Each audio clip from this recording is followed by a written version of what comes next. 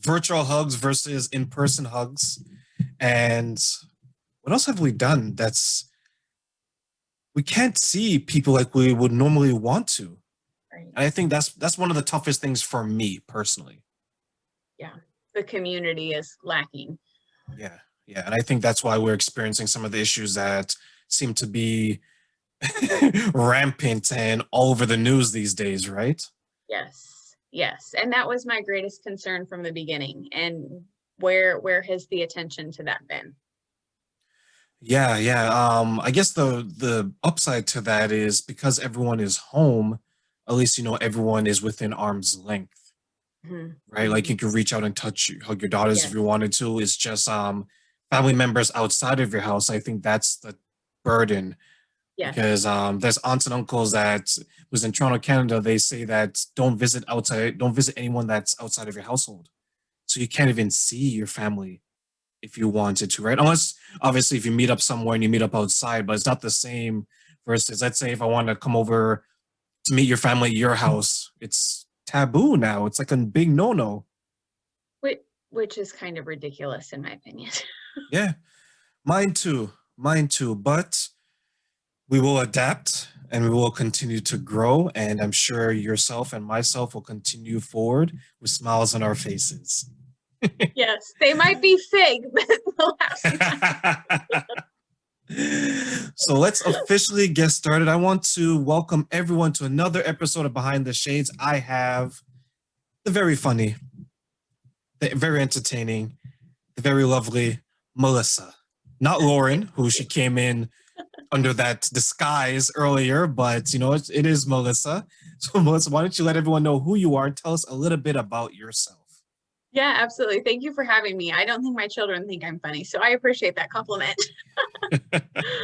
Oh, well, I'm a wife, I'm a mom. We've got a 12-year-old daughter and a 10-year-old son, live in sunny Tucson, Arizona, and I'm a holistic health and life coach, helping women break free from sugar and stress eating so they can be calm, confident, and in control, because I have not always been that way. So, And we're going to learn more. Thank you for sharing. And I must say that growing up, I didn't eat a lot of candy outside of Halloween.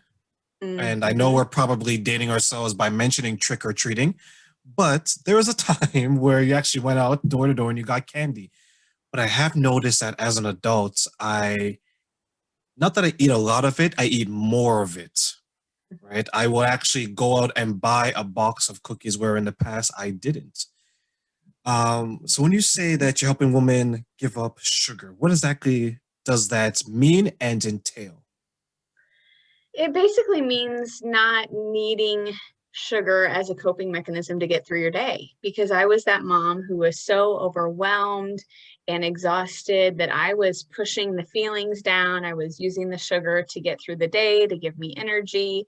And really, it's not about not having sugar, but it's about having a healthy relationship with sugar and knowing how it impacts you and your body, and just how it affects you, because we're all different. So so give us a point of reference. How did it affect you and how does it affect, let's say, myself or others in general? Because I guess your situation would be more specific because you've lived it. Mhm. Sure. So I think for me, sugar made me really anxious and it made me really angry. And I didn't realize why until I went to school and I learned all of this. But we have the blood sugar roller coaster. And it's basically our body's way of sending out the sugar and the insulin to kind of regulate our body, because our bodies are always looking for balance. And when you are at the bottom of that blood sugar roller coaster, your body's crashing and essentially needs more fuel or energy in order to keep going. And so that can come across as mood swings, that can come across as anxiety. You can be sweaty, you can be nervous, like it can just impact people in several different ways. Most of the time, it is with mood swings. So so describe to us like what would be a mood swing or a typical expression of a mood swing? I have a perfect example because it happened on Thanksgiving Day. We were setting up the Christmas tree. We had our Thanksgiving meal at noon, and we were setting up the Christmas tree, and it was probably 4 or 5 in the afternoon by this point, and I hadn't eaten anything since our noon meal, and we were putting up the Christmas tree, and one of the children was like, you don't need to put all the ornaments up, Mom. And I'm like, yes, I do that. Like it just was this crabby person that came from out of nowhere. And I'm like, oh my gosh, I think I need to eat because I could, like, my mood, my energy, like everything was just tanking. I could feel it, but I wasn't like aware that I needed to eat something to make my blood sugar go back up. Are you at the point where you can predict or you can understand that it's that? And how did you reach to that point? Yeah, absolutely. So I've gotten very in tune with my body and what it needs and when it needs it, and kind of it's kind of like motherhood. You learn to anticipate these things ahead of time.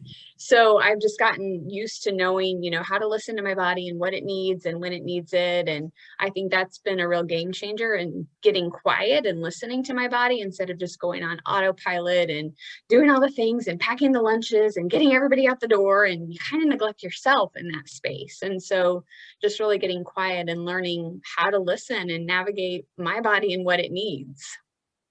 And you made a good point because I always find that there's, it seems like, and you can probably correct me if I'm wrong, it seems like you have the personality type because you're a mother, because you're a wife, and because you're a caring person, that you spend a lot of energy, this enormous amount of energy, assisting others.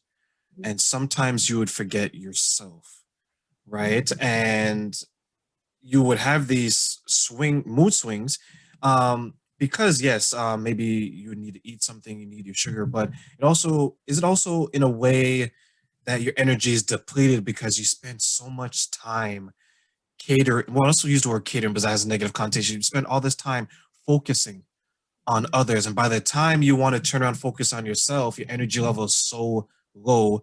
That's why you have these swings. Is that an accurate depiction?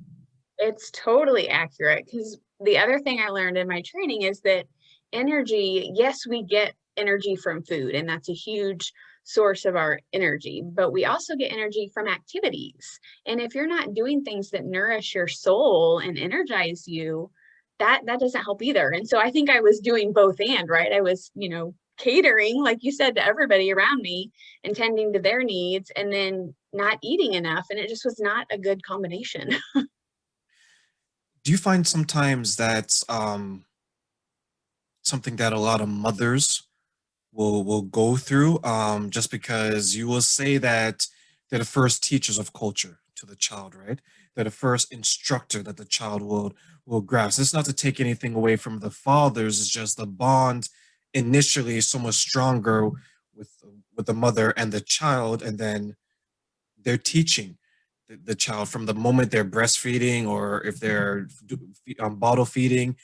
They're the very first point for a lot of the development of the child. Do you find mothers suffer from that quite a Yeah, bit in your experience? absolutely, absolutely. And there's so much guilt and shame associated with that, almost like we think that we are a bad mom if we do something for ourselves, or if we, go for a walk and we need a break. Like there's this stigma almost that these things that we do make us bad or not as good. And I don't know where that comes from.